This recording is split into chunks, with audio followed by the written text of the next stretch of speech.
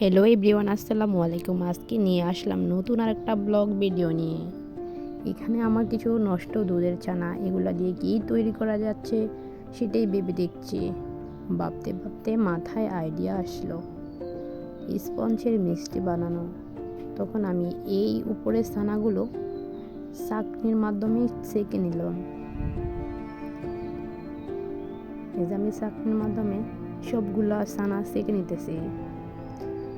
পরে এগুলো আমি একটু সেকে ভালো করে নিয়ে রেস্টে রাখলাম আধা ঘন্টার মতো। তারপরে এগুলা ভালো করে স্মুথ করব মেখে মেখে। দেখেন কতটা স্পঞ্জ মিষ্টিগুলো।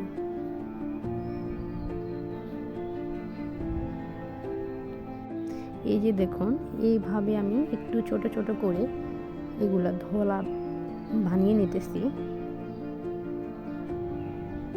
তারপর আমি এখানে শিরা দিলাম, চিনি শিরা বসালাম মিষ্টিগুলা। তারপরে আমি পানির মধ্যে দিয়ে দিলাম। এগুলা একটু ব্লগ আসার সাথে সাথে এগুলো হালকা একটু পড়বে।